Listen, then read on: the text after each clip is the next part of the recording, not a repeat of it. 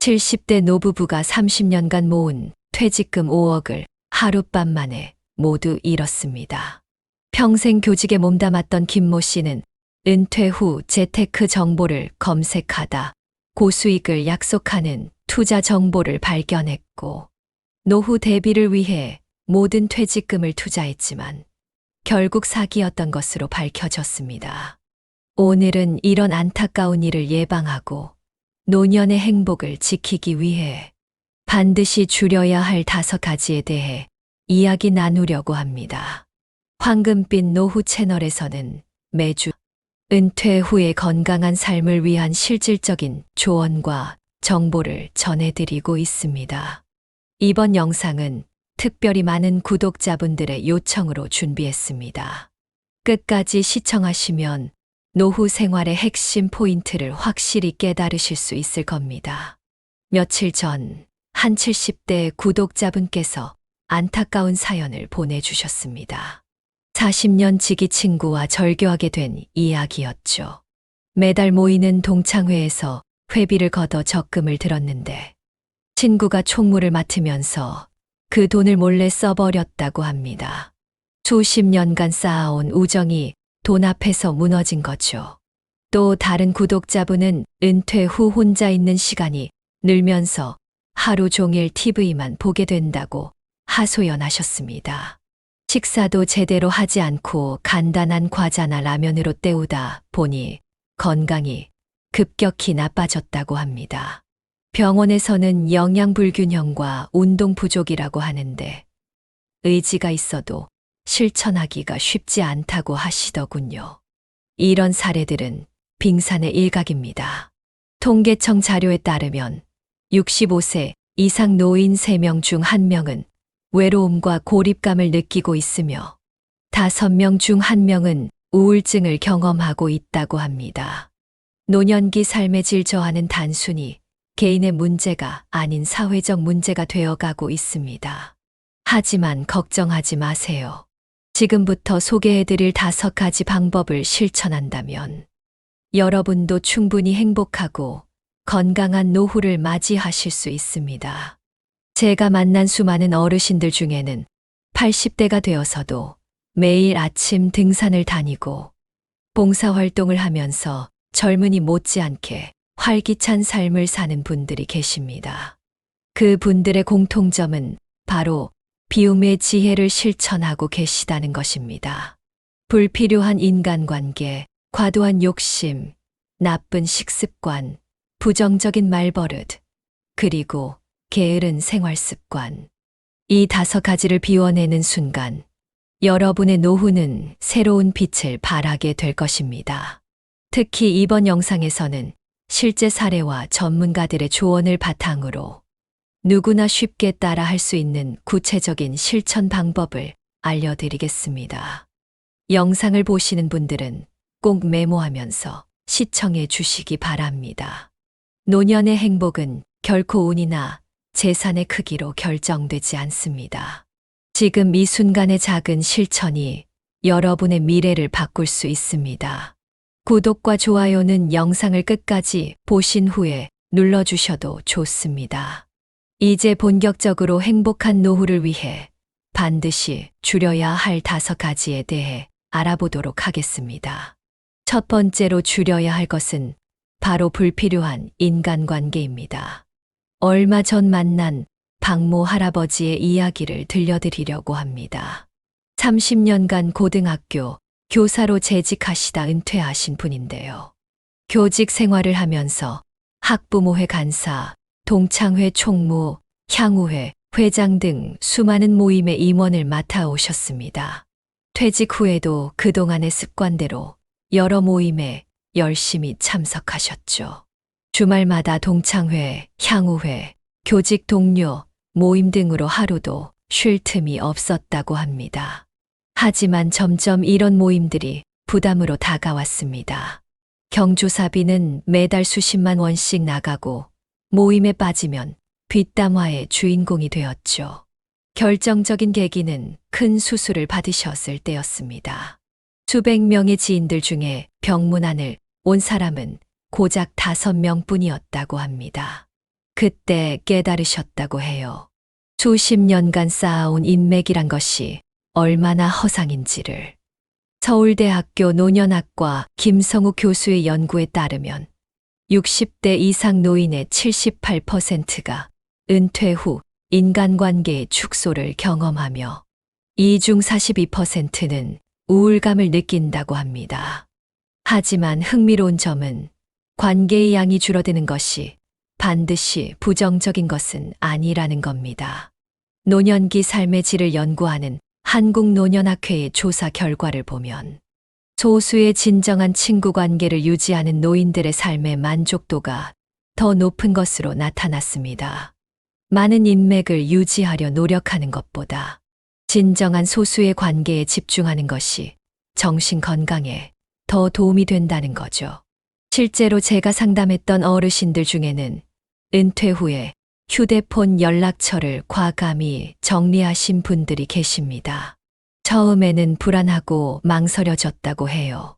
혹시 나중에 도움이 필요하면 어쩌지 하는 생각에 쉽게 결정을 내리지 못했답니다. 하지만 결과적으로는 그 결정이 인생의 전환점이 되었다고 말씀하시더군요. 특히 기억에 남는 분이 계십니다. 82세의 김모 할머니는 매달 20개가 넘는 모임에 참석하느라 정작 손자와 시간을 보내지 못했다고 합니다. 어느 날 손자가 할머니는 다른 사람들한테만 잘해주고 나랑은 놀아주지도 않는다고 말했을 때 큰 충격을 받으셨대요. 그 후 불필요한 모임을 정리하고 가족과의 시간에 집중하셨더니 오히려 더 행복해지셨다고 합니다. 여기서 중요한 것은 관계 정리의 방법입니다. 무작정 전화를 안 받거나 모임에 불참하는 것은 바람직하지 않습니다. 오늘 제가 알려드릴 3가지 방법을 실천하시면 자연스럽게 관계를 정리하실 수 있습니다. 첫째, 모임 참석의 우선순위를 정하세요. 모든 모임에 참석할 필요는 없습니다. 한 달에 한 번 정도로 제한하고 정말 의미 있는 모임만 선택하세요. 특히 새로운 모임은 신중하게 생각한 후에 참여하시기 바랍니다. 둘째, 진심을 나눌 수 있는 관계에 집중하세요. 미국의 노년학 전문가 요라 카스텐슨 교수는 나이가 들수록 감정적 만족을 주는 관계가 중요하다고 말합니다.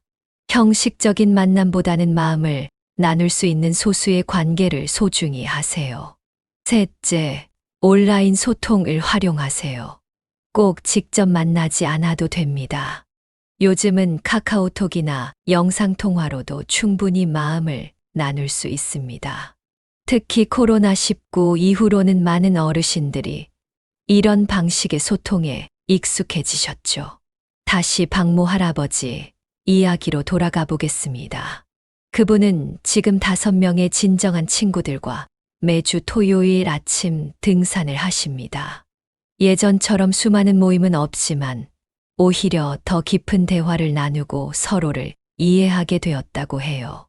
등산 후에는 함께 점심을 먹으며 각자의 고민을 나누고 위로합니다. 그리고 남은 시간은 가족들과 보내시죠. 불필요한 관계를 정리하는 것이 처음에는 어려울 수 있습니다. 하지만 이것은 결코 이기적인 선택이 아닙니다. 오히려 진정한 관계를 위한 현명한 투자라고 할 수 있죠. 여러분도 오늘부터 휴대폰 연락처를 한번 살펴보세요. 정말 필요한 관계는 무엇인지, 진심으로 나누고 싶은 대화는 누구와 하고 싶은지 곰곰이 생각해 보시기 바랍니다. 두 번째로 줄여야 할 것은 과도한 욕심입니다. 지난달 제가 만난 이모 씨의 이야기로 시작해 보겠습니다. 40년간 중소기업을 운영하다 은퇴하신 분입니다. 퇴직금과 퇴직연금을 모두 합쳐 7억 원 정도의 자산을 모으셨죠. 적지 않은 금액이지만 이모 씨는 늘 불안하셨다고 합니다. 물가는 자꾸 오르는데 이 돈으로 20년을 더 살아야 한다고 생각하니 걱정이 되더라고요. 은행 금리는 너무 낮고 주식은 위험해 보이고 그러다 우연히 유튜브에서 고수익 재테크 정보를 발견했죠. 결과는 어떻게 되었을까요? 2억 원을 투자했다가 2달 만에 모두 잃으셨습니다. 유튜브에서 본 투자 전문가라는 사람의 말만 믿고 가상화폐에 투자했다가 큰 손실을 본 거죠. 이런 사례는 빈번하게 발생하고 있습니다. 경찰청 통계에 따르면 지난해 65세 이상 노인을 대상으로 한 투자, 사기 피해액이 무려 3,200억 원에 달한다고 합니다. 한국노인복지관협회의 조사 결과를 보면 은퇴자의 83%가 노후 자금에 대한 불안감을 느낀다고 합니다. 그리고 이러한 불안감은 종종 무리한 투자로 이어지죠. 하지만 여기서 잠깐, 우리는 왜 이토록 많은 돈을 필요로 할까요? 정말 행복한 노후를 위해 돈이 전부일까요? 홍익대학교 소비자학과 박성현 교수의 연구 결과를 보면 흥미로운 점이 있습니다.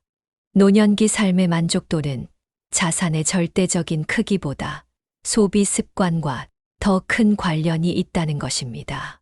실제로 월 소득 200만 원으로도 충분히 행복한 노후를 보내는 분들이 계신 반면 월 500만 원 이상의 소득이 있어도 늘 불안해하는 분들이 있습니다. 얼마 전 방문했던 요양원의 사례가 특히 기억에 남습니다. 그곳에서 만난 90세의 할머니는 평생을 소박하게 사신 분이었습니다. 은행 정기예금으로만 자산을 관리하셨고 무리한 투자는 일절하지 않으셨죠. 대신 텃밭을 가꾸고 손뜨개를 하면서 소소한 취미 생활을 즐기셨답니다. 그분의 말씀이 아직도 귓가에 생생합니다. 돈이 많으면 좋지. 하지만 그게 전부는 아니야.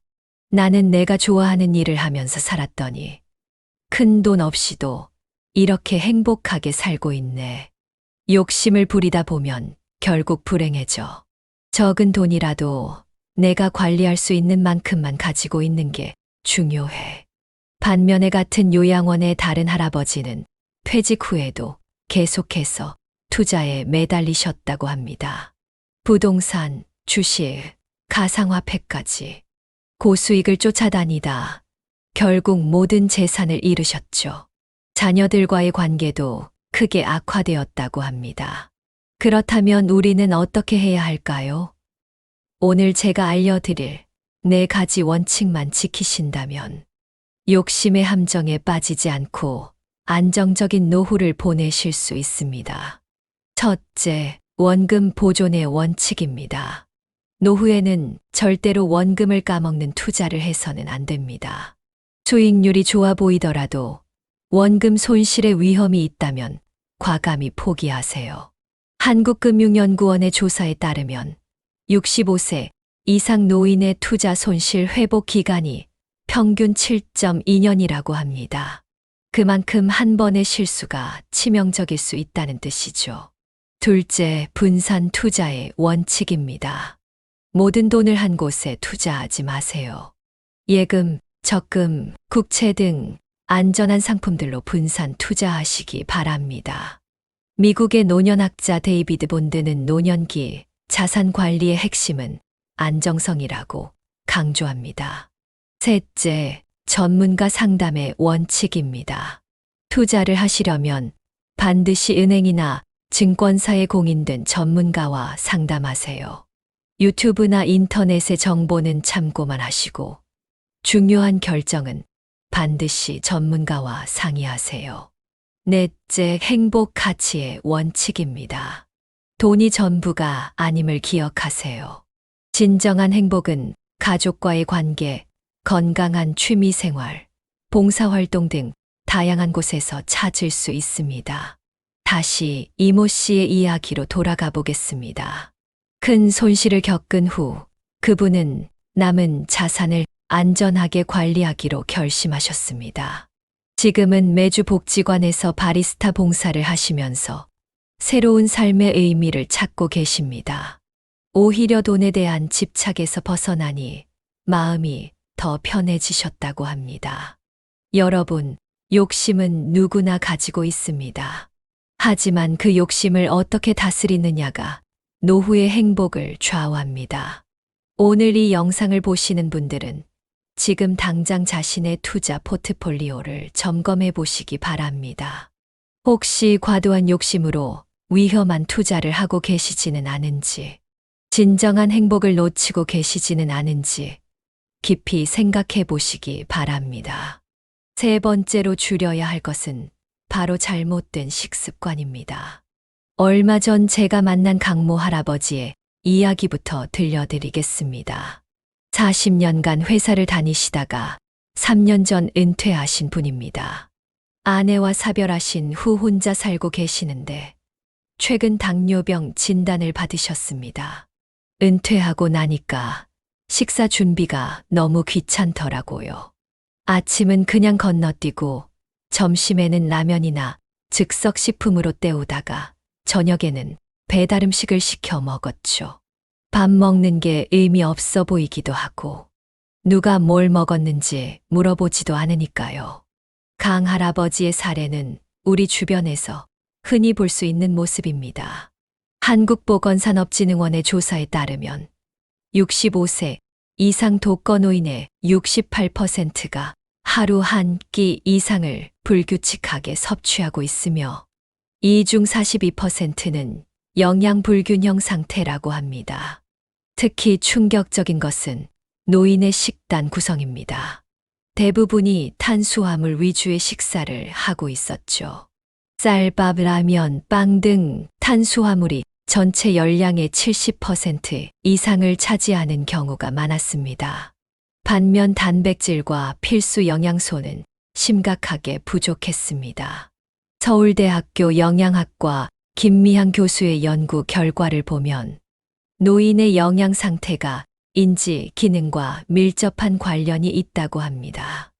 영양이 불균형한 노인은 그렇지 않은 노인에 비해 우울증 발생률이 2.8배, 치매 발생률이 1.6배 높았다고 합니다. 얼마 전 방문했던 실버타운에서 만난 78세 박모 할머니의 사례는 매우 인상적이었습니다. 할머니는 은퇴 후에도 규칙적인 식사와 균형 잡힌 영양 섭취를 철저히 지키셨습니다.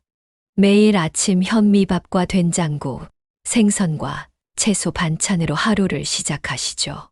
처음에는 혼자 먹는 밥이 쓸쓸했어요. 그런데 언젠가 TV에서 100세 할머니의 이야기를 봤는데 그분이 밥상을 차리는 것은 나를 위한 예의라고 하시더라고요. 그 말씀이 가슴에 와닿았죠. 그때부터 혼자 먹더라도 반찬을 3가지 이상 챙기고 식탁에 꽃도 한 송이 놓고 먹어요. 실제로 국민건강보험공단의 연구 결과 규칙적이고 균형 잡힌 식사를 하는 노인의 평균 수명이 그렇지 않은 노인보다 4.2년 더 길다고 합니다. 단순히 수명뿐만이 아닙니다. 인지 기능과 신체 기능도 현저히 좋았죠. 그렇다면 어떻게 해야 할까요? 오늘 제가 알려드릴 5가지 식사 원칙만 지키신다면 건강한 노후를 보내실 수 있습니다. 첫째, 삼시세끼 규칙적으로 먹기입니다. 아무리 귀찮더라도 식사 시간은 지키셔야 합니다. 특히 아침 식사가 중요합니다. 일본 도쿄대학의 연구에 따르면 아침 식사를 거르는 노인은 그렇지 않은 노인에 비해 심혈관 질환 발생률이 32% 높았다고 합니다. 둘째, 단백질 섭취 늘리기입니다. 노인의 경우 하루 최소 1.2끼의 단백질이 필요합니다. 생선, 달걀, 두부, 달고기 등을 몇 끼 조금씩이라도 드세요. 근감소증을 예방하고 면역력을 높이는데 도움이 됩니다. 셋째, 채소와 과일 5가지 이상 먹기입니다. 각종 비타민과 무기질, 식이섬유가 풍부한 채소와 과일은 노인 건강에 필수적입니다. 색깔별로 다양하게 섭취하시면 좋습니다. 넷째, 가공식품 줄이기입니다. 라면, 과자, 빵 등 가공식품은 나트륨과 당분이 많아 건강에 해롭습니다. 대신 신선한 재료로 만든 음식을 드세요. 다섯째, 물 자주 마시기입니다. 노인은 갈증을 잘 느끼지 못해 탈수되기 쉽습니다. 식사 때마다 한 컵씩, 그리고 수시로 물을 마시는 습관을 들이세요. 이제 다시 강할아버지의 이야기로 돌아가 보겠습니다. 당뇨 진단 후 그분은 동네 보건소의 영양사와 상담을 시작하셨습니다. 매주 한 번씩 요리 교실에도 참여하시게 되었죠. 처음에는 귀찮아 하셨지만 점차 요리하는 즐거움을 알게 되셨답니다. 지금은 매일 아침 된장국을 끓이고 반찬도 직접 만드십니다. 같은 요리 교실에 다니시는 분들과 반찬도 나눠 먹고 서로의 건강도 챙기신다고 해요. 식습관이 바뀌니 자연스럽게 혈당도 조절되고 우울했던 마음도 한결 가벼워지셨다고 합니다. 여러분, 식사는 단순히 배를 채우는 것이 아닙니다. 그것은 나를 위한 투자이자 건강한 노후를 위한 기본입니다. 지금 이 순간부터라도 식탁을 한번 살펴보세요. 나는 지금 제대로 된 식사를 하고 있는지, 영양 균형은 잘 맞추고 있는지 점검해 보시기 바랍니다. 네 번째로 줄여야 할 것은 말의 무게입니다. 지난주 동네 도서관에서 있었던 일화를 먼저 들려드리겠습니다. 73세 최모 할아버지는 매일 도서관에서 신문을 보시는 분입니다. 어느 날 옆자리에서 공부하던 고등학생들이 조금 시끄럽게 떠들었죠. 할아버지는 참다 못해 학생들에게 다가가 큰 소리로 훈계를 하셨습니다. 요즘 애들은 공공장소에서 어떻게 처신해야 하는지도 모르나. 우리 때는 어른이 있으면 숨소리도 못 냈어. 부모님은 뭘 하시길래 자식 교육을 이 모양으로 시키는 거야. 결과는 어땠을까요? 학생들은 오히려 더 반항적인 태도를 보였고, 다른 이용자들도 불편한 기색을 보였습니다. 도서관 사서가 중재에 나서면서 상황은 일단락되었지만 할아버지의 마음은 더욱 불편해지셨죠. 이것은 단순한 일화가 아닙니다. 서울대학교 노년학과의 연구 결과를 보면 65세 이상 노인의 82%가 젊은 세대와의 소통에 어려움을 느낀다고 합니다. 특히 공공장소나 가족 모임에서 발생하는 세대 간 갈등의 주된 원인이 말인 경우가 많았죠. 한국노인심리학회가 발표한 자료에 따르면 노인들의 잦은 훈계나 지적이 오히려 역효과를 낳는 경우가 많다고 합니다. 특히 젊은 세대들은 노인들의 조언을 간섭이나 잔소리로 받아들이는 경향이 있었죠. 반면에 흥미로운 사례도 있습니다. 72세의 박모 할머니는 아파트 경로당의 회장을 맡고 계신데 젊은 주민들과의 소통이 매우 원활하기로 유명하십니다. 비결이 무엇일까요? 나도 처음에는 젊은 사람들이 마음에 안 들 때가 많았어요. 하지만 어느 날 문득 깨달았죠. 내가 20대였을 때를 생각해 보니 어른들의 조언이 얼마나 귀찮고 거슬렸는지. 그때부터 말을 아끼기 시작했어요. 대신 귀를 더 많이 열었죠. 실제로 의사소통 전문가들은 경청의 중요성을 강조합니다. 연세대학교 심리학과 이진호 교수는 노년기의 현명한 소통은 말을 줄이고 듣는 것을 늘리는 것에서 시작된다고 말합니다. 특히 기억해야 할 것이 있습니다. 우리가 살아온 시대와 지금은 많이 다릅니다. 예전에는 당연하다고 생각했던 것들이 지금은 통하지 않을 수 있죠. 이것은 옳고 그름의 문제가 아닙니다. 단지 시대가 달라졌을 뿐입니다. 그렇다면 어떻게 해야 할까요? 오늘 제가 알려드릴 4가지 원칙만 지키신다면 세대 간 소통의 벽을 훨씬 낮출 수 있습니다. 첫째, 침묵의 3초 규칙입니다. 말하고 싶은 충동이 들 때 잠시 멈추세요. 3초 동안 그 말이 꼭 필요한 것인지 생각해 보는 겁니다. 일본의 노년학자 사토 도시오는 3초의 여유가 후회할 말을 줄인다고 강조합니다. 둘째, 질문하기입니다. 일방적인 조언 대신 상대의 생각을 물어보세요. 너는 어떻게 생각하니? 라는 간단한 질문이 대화의 문을 열 수 있습니다. 심리학 연구에 따르면 질문을 받은 사람은 자신의 의견을 더 진지하게 고민하게 된다고 합니다. 셋째, 칭찬의 기술입니다. 지적하고 싶은 점이 있더라도 먼저 긍정적인 면을 찾아 칭찬해 주세요. 요즘 젊은이들은 창의적인 것 같아. 다만, 처럼 말이죠. 이를 샌드위치, 화법이라고 합니다. 넷째, 공감의 마법입니다. 상대의 입장에서 생각해 보세요. 그래, 그럴 수도 있겠구나라는 한마디가 세대 간의 벽을 허물 수 있습니다. 다시 최모 할아버지의 이야기로 돌아가 보겠습니다. 그 일이 있은 후 할아버지는 도서관 사서의 조언을 받아들여 태도를 바꾸셨습니다. 시끄러운 학생들에게 다가가 공부하느라 힘들지? 라며 말을 건네기 시작했죠. 놀랍게도 학생들의 반응이 달라졌습니다. 지금은 그 학생들과 인사를 나누는 사이가 되었고, 가끔은 할아버지의 인생 이야기에 귀 기울이는 모습도 보인다고 합니다. 요즘 젊은이들이 이기적이고 예의 없다고만 생각했는데, 알고 보니 다들 착하고 순수한 아이들이더라고요. 여러분, 말은 칼이 될 수도 있고 꿀이 될 수도 있습니다. 우리가 평생 살아오면서 쌓은 지혜와 경험은 분명 가치가 있습니다. 하지만 그것을 전달하는 방식이 잘못되면 오히려 역효과를 낳을 수 있죠. 지금 이 순간부터라도 자신의 말하기 습관을 돌아보시기 바랍니다. 혹시 불필요한 말, 상처 주는 말을 하고 있지는 않은지 점검해 보세요. 다섯 번째로 줄여야 할 것은 앉아있는 시간입니다.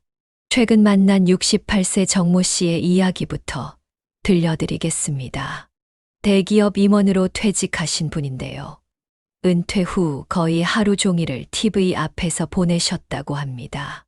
직장 다닐 때는 너무 바빠서 쉬고 싶다는 생각뿐이었어요.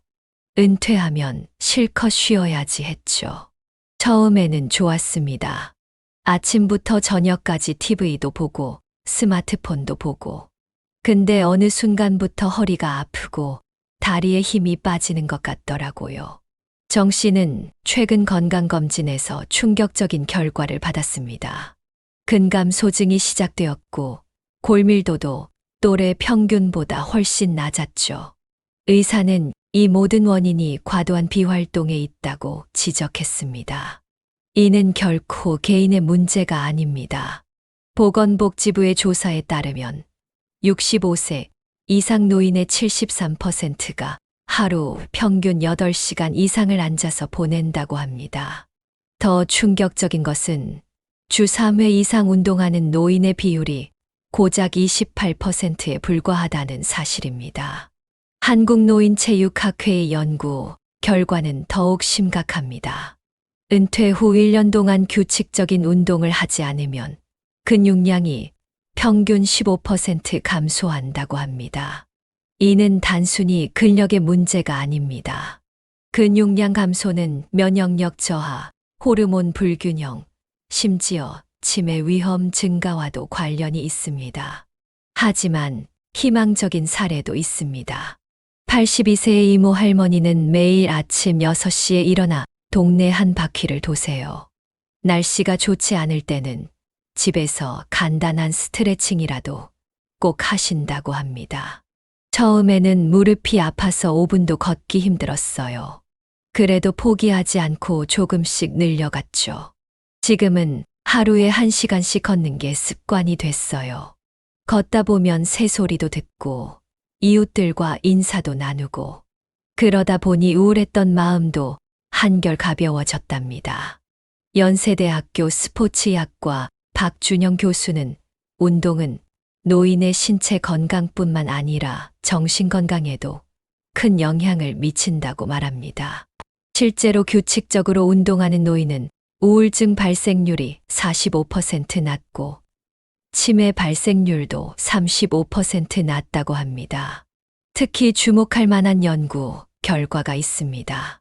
미국 스탠포드 대학의 연구진이 밝힌 바에 따르면 하루 30분만 걸어도 심장병 위험을 28% 낮출 수 있다고 합니다. 또한 앉아있는 시간을 1시간만 줄여도 허리 통증이 40% 감소한다는 연구 결과도 있죠. 그렇다면 어떻게 시작해야 할까요? 오늘 제가 알려드릴 5가지 원칙만 지키신다면 누구나 쉽게 활동적인 생활을 시작할 수 있습니다. 첫째, 틈새 운동의 법칙입니다. TV를 보면서도 간단한 스트레칭을 할 수 있고 전화 통화를 하면서도 제자리 걸음을 할 수 있습니다. 일상의 틈새를 활용하세요. 둘째, 계단 이용하기입니다. 엘리베이터 대신 계단을 이용하는 것만으로도 큰 변화를 만들 수 있습니다. 처음에는 1층만 걸어 올라가 보세요. 점차 늘려가면 됩니다. 셋째, 15분 규칙입니다. 1시간 이상 앉아 있었다면 반드시 15분은 일어나서 움직이세요. 화장실에 다녀오거나 물을 마시러 가는 것만으로도 좋습니다. 넷째, 함께하는 운동입니다. 혼자 하면 쉽게 포기하게 됩니다. 가족이나 이웃과 함께 운동하면 재미도 있고 지속성도 높아집니다. 다섯째, 점진적 증가의 원칙입니다. 갑자기 무리하게 운동하면 오히려 역효과가 날 수 있습니다. 처음에는 5분부터 시작해서 조금씩 늘려가세요. 다시 정모 씨의 이야기로 돌아가 보겠습니다. 건강검진 결과를 받은 후 그는 아내와 함께 매일 아침 산책을 시작했습니다. 처음에는 아파트 한 바퀴도 힘들었지만 6개월이 지난 지금은 하루 5,000보가 기본이 되었죠. 몸이 달라지니까 마음도 달라지더라고요. 요즘은 일찍 일어나는 게 기다려질 정도예요. 아침 공기도 상쾌하고 새소리도 듣고 운동하면서 만난 이웃들과 친구도 되었고요. 은퇴 후 제2의 인생이 시작된 것 같습니다. 여러분, 우리 몸은 쓰지 않으면 녹슬기 마련입니다. 하지만 늦었다고 생각하지 마세요. 지금 이 순간부터라도 조금씩 움직임을 늘려가면 됩니다. 오늘 이 영상을 보시는 순간부터 일어나서 가볍게 스트레칭이라도 해보시는 건 어떨까요? 작은 변화가 큰 차이를 만듭니다. 앞서 불필요한 관계를 정리하는 방법에 대해 이야기했습니다. 하지만 여기서 끝이 아닙니다. 더 중요한 것은 의미 있는 관계를 새롭게 만들어가는 것입니다. 오늘은 75세 김모 할머니의 이야기로 시작해 보겠습니다.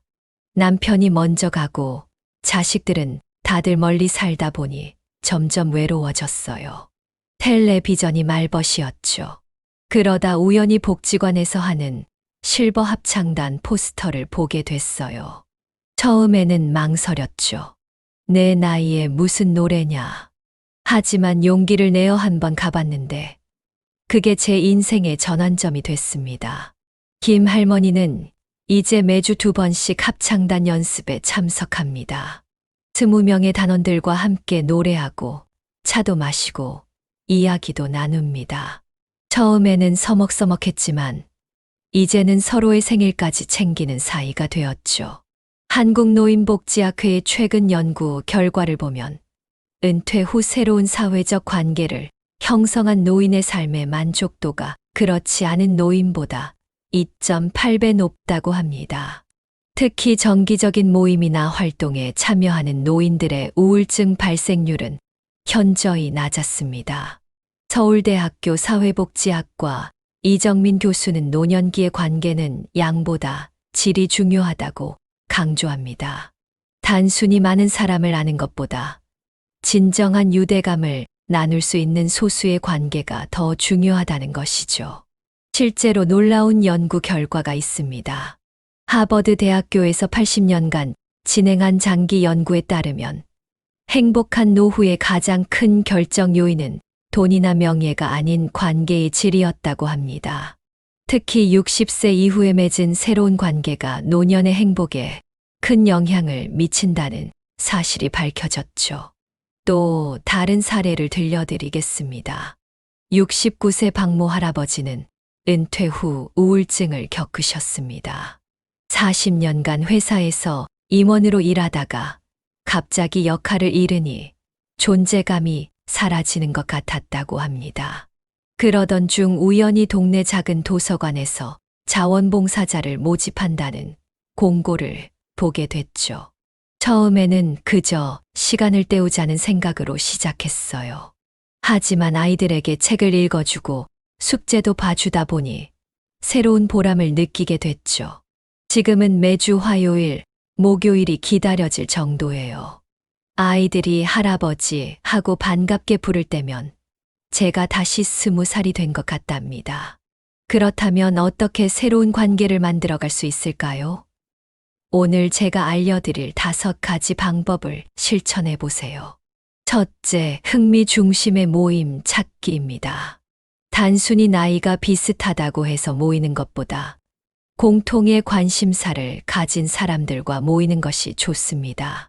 합창, 등산, 그림 그리기 등 자신이 진정으로 즐길 수 있는 활동을 찾아보세요. 둘째, 재능 나눔의 기쁨입니다. 여러분이 가진 경험과 지식은 누군가에게 큰 도움이 될 수 있습니다. 지역 도서관이나 복지관에서 봉사활동을 시작해 보세요. 가르치면서 배우는 것도 많을 겁니다. 셋째, 세대 간 소통하기입니다.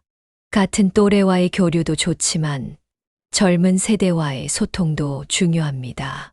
손주와 함께하는 시간을 늘리거나 청소년 멘토링에 참여해 보는 것은 어떨까요? 넷째, 디지털 소통 배우기입니다. 스마트폰과 SNS는 이제 중요한 소통 도구입니다. 두려워하지 말고 배워보세요. 멀리 있는 가족, 친구들과 더 자주 연락할 수 있답니다. 다섯째, 정기적인 만남 유지하기입니다. 한 달에 한 번이라도 좋으니 정기적으로 만나는 약속을 만드세요. 기다림이 있는 삶은 그만큼 풍요로워집니다. 다시 김 할머니의 이야기로 돌아가 보겠습니다. 합창단 활동을 시작한 지 2년, 이제는 요양원에서 공연도 하고 지역 축제에도 참가한다고 합니다. 얼마 전에는 단원들과 함께 제주도 여행도 다녀오셨죠. 이제는 아침에 일어나면 제일 먼저 오늘 만날 친구들 생각이 나요. 누구는 감기가 걸렸다고 했는데 괜찮아졌을까? 누구는 손녀가 시험이 있다고 했는데 잘 봤을까? 이렇게 서로를 생각하고 걱정하는 마음이 생기니까 삶이 더 풍요로워진 것 같아요. 여러분, 관계는 나무와 같습니다. 꾸준한 관심과 노력이 필요하지만 그만큼 아름다운 열매를 맺을 수 있죠. 지금 이 순간 여러분 주변에 새롭게 시작할 수 있는 관계는 없을까요? 용기를 내어 첫걸음을 떼어보세요. 그 한 걸음이 여러분의 인생을 바꿀 수 있습니다. 지금까지 우리는 줄여야 할 것들에 대해 이야기했습니다. 하지만 노년의 행복을 위해서는 새롭게 시작해야 할 것들도 있습니다. 오늘은 71세 장모 할아버지의 특별한 도전 이야기로 시작해 보겠습니다. 40년간 중학교 수학교사로 일했어요.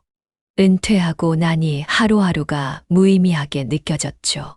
그러다 어느 날 옛 제자가 보내준 유튜브 영상을 보게 됐어요. 수학을 쉽게 설명하는 채널이었는데 문득 나도 할 수 있지 않을까 하는 생각이 들더군요. 장 할아버지는 스마트폰으로 영상 촬영하는 법부터 하나씩 배우기 시작했습니다. 처음에는 손주의 도움을 받았지만 이제는 혼자서도 영상을 편집할 수 있게 되었죠. 실버 수학 교실이라는 유튜브 채널을 운영한 지 1년, 구독자가 5만 명을 넘었다고 합니다. 한국노인인력개발원의 조사에 따르면 65세 이상 노인 중 새로운 도전을 시도하는 비율이 매년 증가하고 있다고 합니다.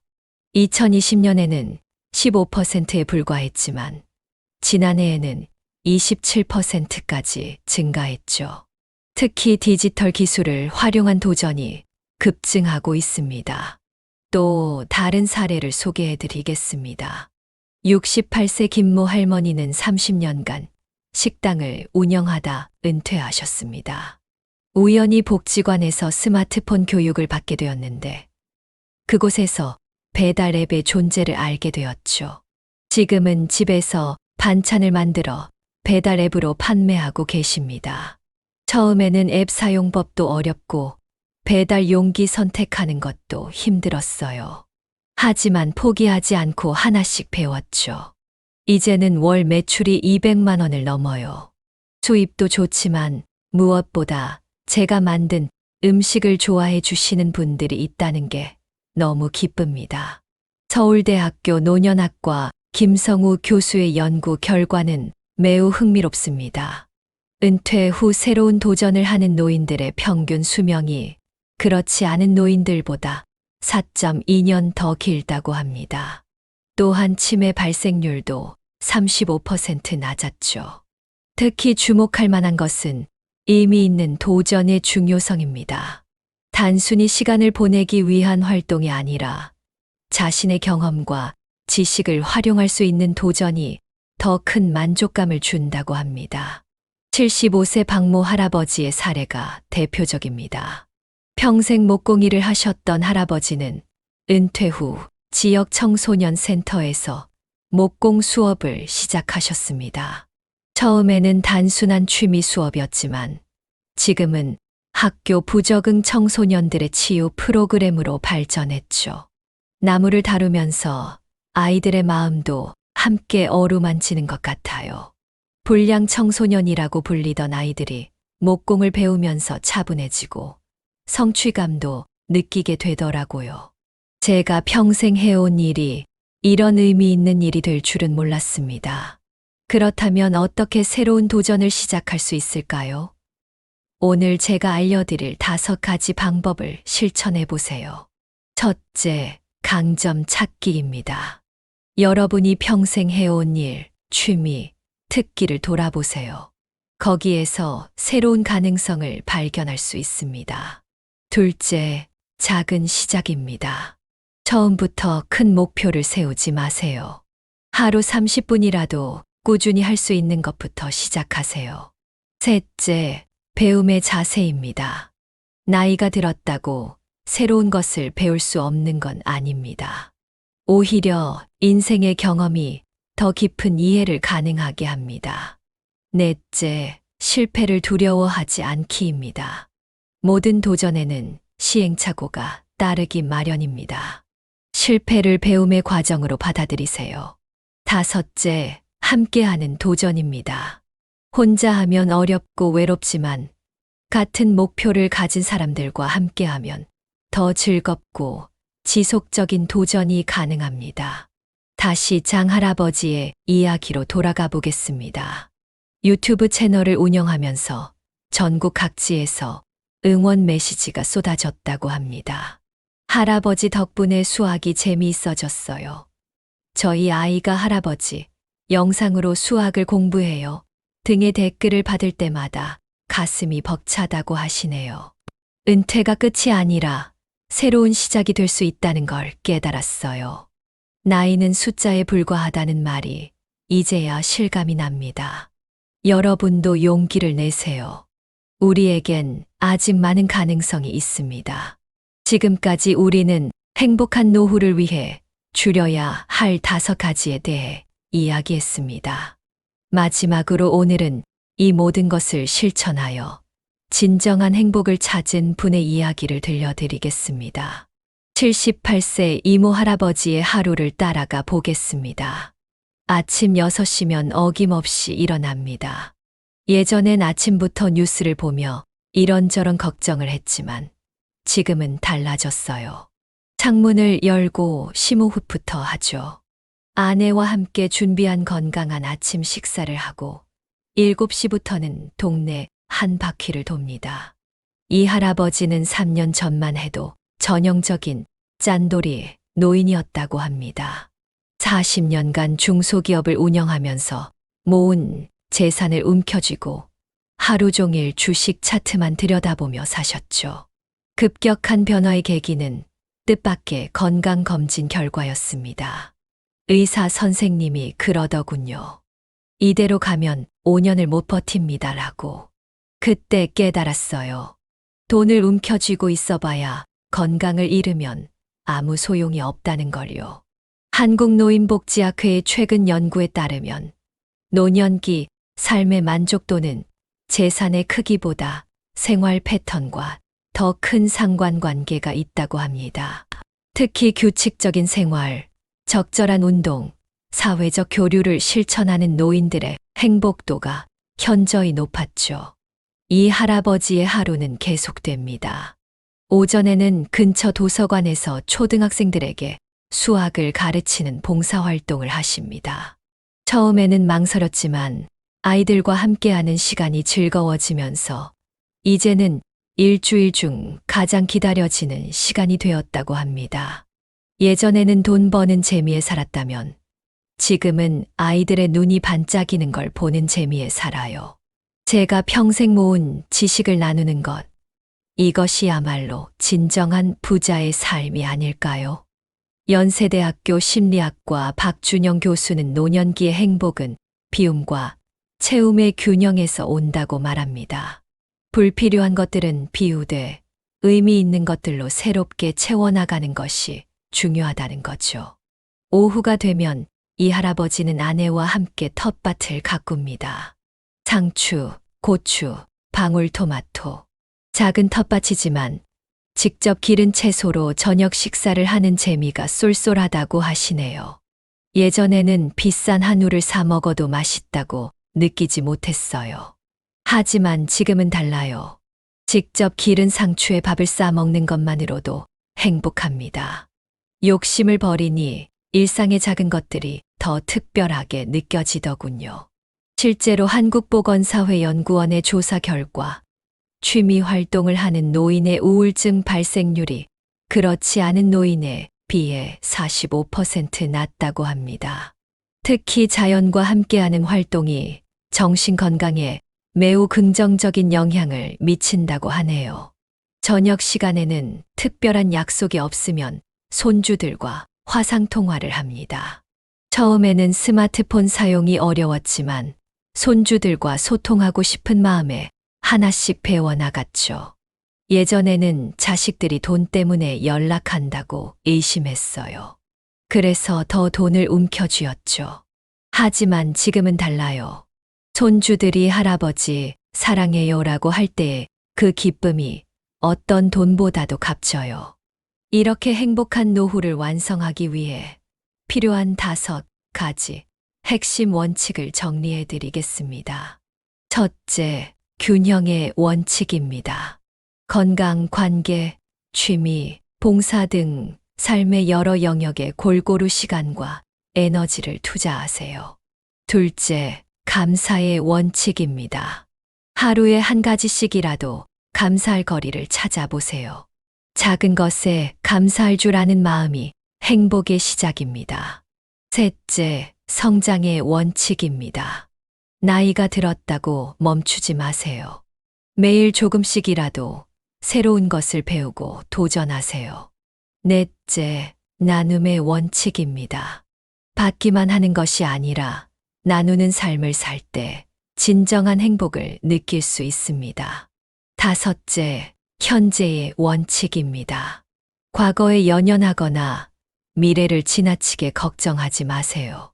지금 이 순간을 충실히 살아가는 것이 중요합니다. 이제 다시 이 할아버지의 저녁 시간으로 돌아가 보겠습니다. 잠들기 전 그는 매일 일기를 쓰신다고 합니다. 오늘도 참 행복한 하루였다. 아침에 만난 제자가 이제 의사가 되어 나를 찾아왔다. 내가 가르친 수학이 의대 합격의 밑거름이 되었다고. 점심때는 아내와 텃밭에서 가꾼 상추로 쌈밥을 먹었다. 저녁에는 손주와 영상통화를 했는데 요즘 배우는 수학이 어렵다고 해서 내일은 좀 도와주기로 했다. 이렇게 하루하루가 감사하다. 여러분, 행복한 노후는 결코 먼 곳에 있지 않습니다. 지금 이 순간부터 작은 것부터 하나씩 실천해 보세요. 불필요한 것들을 비우고 의미 있는 것들로 채워나가다 보면 어느새 여러분도 진정한 행복을 만날 수 있을 것입니다.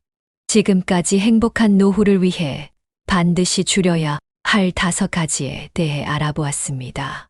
마지막으로 오늘 이야기한 내용들을 정리해드리면서 여러분께 특별한 제안을 하나 드리고 싶습니다.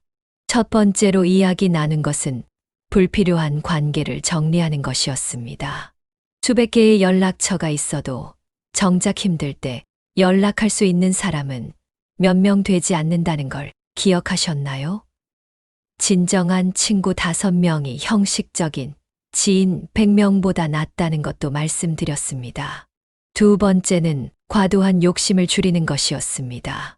70대 노부부가 30년 모은 퇴직금을 하룻밤 만에 잃은 안타까운 사례를 통해 노후에는 수익률보다 안정성이 더 중요하다는 것을 배웠습니다. 돈이 전부가 아니며 소박하지만 행복한 삶이 진정한 부자의 삶이라는 것도 알게 되었죠. 세 번째로 다룬 것은 잘못된 식습관을 개선하는 것이었습니다. 단순히 끼니를 때우는 것이 아니라 균형 잡힌 영양 섭취의 중요성에 대해 이야기했습니다. 78세 박모 할머니의 사례처럼 혼자 살더라도 제대로 된 식사를 하는 것이 건강한 노후의 기본이라는 것을 알았습니다. 네 번째는 불필요한 말을 줄이는 것이었습니다. 도서관에서 있었던 일화를 통해 나이가 들수록 말을 줄이고 귀를 여는 것이 중요하다는 것을 배웠습니다. 침묵의 3초 규칙, 경청의 중요성도 함께 알아보았죠. 다섯 번째는 앉아있는 시간을 줄이는 것이었습니다. 하루 30분만 걸어도 심장병 위험이 28% 낮아진다는 연구 결과를 통해 꾸준한 운동의 중요성을 확인했습니다. 82세 이모 할머니처럼 조금씩이라도 움직이는 습관을 들이는 것이 중요하다는 것도 배웠습니다. 여기에 더해 우리는 새로운 관계를 만들어가는 방법과 의미 있는 도전을 시작하는 방법도 함께 알아보았습니다. 71세 유튜버가 된 장모 할아버지, 68세의 배달 앱으로 새로운 사업을 시작한 김모 할머니의 이야기는 우리에게 큰 용기를 주었습니다. 이제 여러분께 특별한 제안을 드리고 싶습니다. 바로 30일 행복 노후 프로젝트입니다. 오늘부터 매일 하나씩 우리가 배운 내용들을 실천해 보는 것입니다. 첫째 주는 관계 정리의 주입니다. 휴대폰 연락처를 하나씩 점검하면서 정말 소중한 사람들을 확인해 보세요. 그리고 그분들에게 진심을 담은 연락을 한 번씩 해보시기 바랍니다. 둘째 주는 건강한 식사의 주입니다. 매끼 한 가지씩이라도 단백질을 추가하고 5가지 이상의 채소를 먹어보세요. 혼자 드시더라도 반드시 식탁에 앉아서 드시기 바랍니다. 셋째 주는 움직임의 주입니다. 매일 아침 10분씩이라도 걸어보세요. TV를 보면서도 간단한 스트레칭을 해보시고 계단은 한 층이라도 걸어서 올라가 보세요. 넷째 주는 새로운 도전의 주입니다. 평소 배우고 싶었던 것을 한 가지 골라 시작해 보세요. 스마트폰 사용법이든 그림 그리기든 무엇이든 좋습니다. 이 프로젝트에 참여하시는 분들을 위해 매주 실천 방법과 성공 사례를 더 자세히 다루는 영상을 준비하고 있습니다. 구독과 좋아요를 누르시면 새로운 영상이 올라올 때마다 가장 먼저 시청하실 수 있습니다. 특히 이 영상 아래 댓글창에 여러분의 실천 다짐을 남겨주시면 좋겠습니다. 예를 들어 나는 매일 아침 10분 걷기를 시작하겠습니다. 또는 이번 주는 오랜 친구에게 전화하겠습니다. 이런 식으로요. 한 달 뒤에는 여러분의 변화된 모습을 댓글로 공유해 주시면 감사하겠습니다. 황금빛 노후 채널은 앞으로도 여러분의 행복한 노후를 위한 실질적인 조언과 정보를 계속해서 전해드리겠습니다. 끝으로 다시 한번 강조드리고 싶습니다. 행복한 노후는 결코 먼 곳에 있지 않습니다. 지금 이 순간 작은 것부터 실천하는 것이 중요합니다. 불필요한 것들을 하나씩 줄여나가다 보면 그 자리에 행복이 스며들 것입니다. 여러분의 소중한 시간을 내어 끝까지 시청해 주셔서 진심으로 감사드립니다. 구독, 좋아요, 알림 설정까지 함께 해주시면 더욱 감사하겠습니다. 댓글로 여러분의 소중한 의견도 꼭 남겨주세요. 다음 영상에서 다시 만나 뵙겠습니다. 행복한 하루 되세요.